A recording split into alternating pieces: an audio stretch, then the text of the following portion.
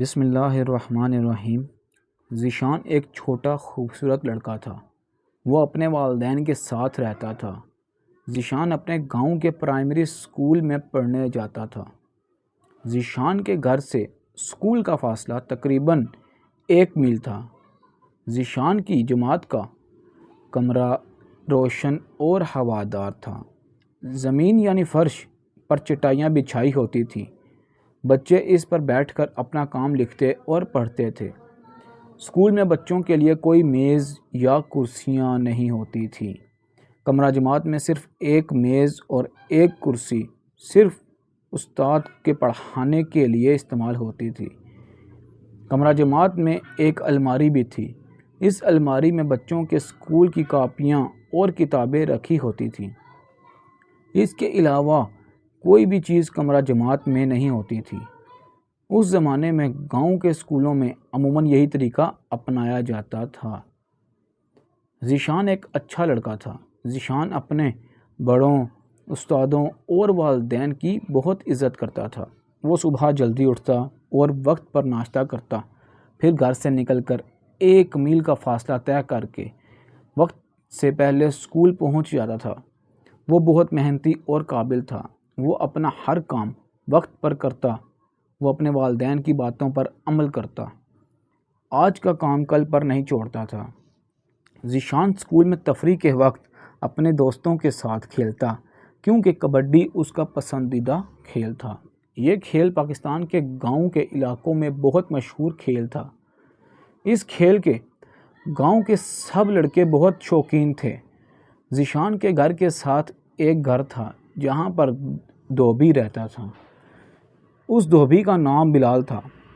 دھوبی کے پاس ایک گدھا تھا۔ دھوبی گدھے کو لکڑی کی چھڑی سے مارتا اور اسے کھانا بھی نہیں دیتا تھا۔ اسے بچہ کچا کھانا کھلاتا تھا اور اس پر بہت زیادہ ظلم کرتا تھا۔ دھوبی اس گدھے پر کپڑوں کی گٹھریوں کا وزن بھی لادتا۔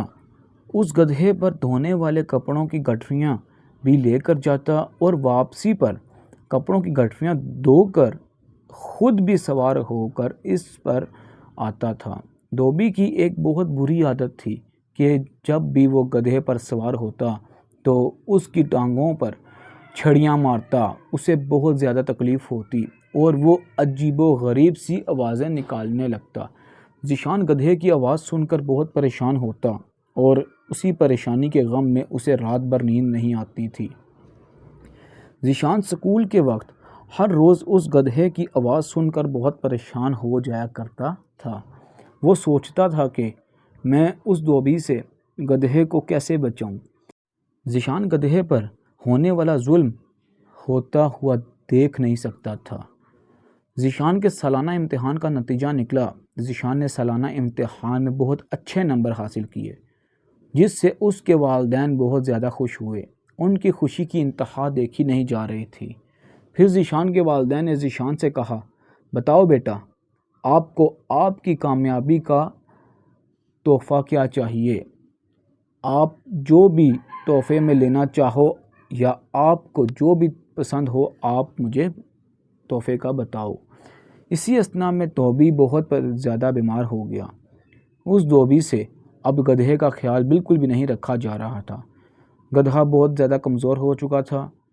اس کے ساتھ ساتھ دھوبی بھی کمزور ہو گیا تھا۔ اب وہ شہر میں کپڑوں کی گٹھریاں نہیں لے کر جا سکتا تھا کیونکہ دھوبی میں اتنی ہمت نہ تھی کہ وہ شہر میں کپڑوں کی گٹھریاں لے کر جا سکے۔ اس لیے دھوبی بہت غریب ہو گیا تھا۔ اب دھوبی اپنا تو کیا اپنے گدھے کا بھی بوجھ نہیں اٹھا سکتا تھا۔ دھوبی نے اب بھی گدھے کو اپنی پرانی پیٹنے والی عادت نہیں بدلی۔ ذیشان نے سوچا کہ میں تحفے میں دھوبی سے گدھا خرید لوں۔ اس نے ابا جان سے تحفے میں گدھا خریدنے کی فرمائش کی۔ اس کے ابا جان اس کی فرمائش سن کر حیران ہو گئے۔ اس کے ابا جان نے پوچھا کہ دھوبی کے گدھے میں ایسی کیا خاصیت ہے کہ تم اس دھوبی کا گدھا ہی خریدنا چاہتے ہو؟ ذیشان نے اپنے ابا جان کو ساری بات بتائی تو اس کے والد اس دھوبی کے گدھے کو خریدنے گئے۔ دھوبی نے ذیشان کی ضد دیکھ کر اس کے والد سے اچھی خاصی رقم حاصل کرنا چاہیے۔ کافی دیر تک ان کی بحث چلتی رہی۔ کافی بحث کے بعد دھوبی اس گدھے کو بیچنے کے لیے مان گیا۔ ذیشان اور اس کے والد نے گدھا خرید لیا اور اس کو گھر لا کر خالی جگہ پر چھوڑ دیا۔ ذیشان اس گدھے کا بہت زیادہ خیال رکھنے لگا اور اس گدھے کو تازہ اور سرسبز گھاس کھلانے لگا، اور پھر گدھا آہستہ آہستہ صحت مند ہو گیا۔ گدھا اپنے نئے گھر آ کر بہت خوش ہوا، اور اب ذیشان بھی اس گدھے کا خیال رکھ کر بہت خوش تھا۔ اللہ تعالیٰ کی مخلوق کے ساتھ اچھا برتاؤ کرنا چاہیے۔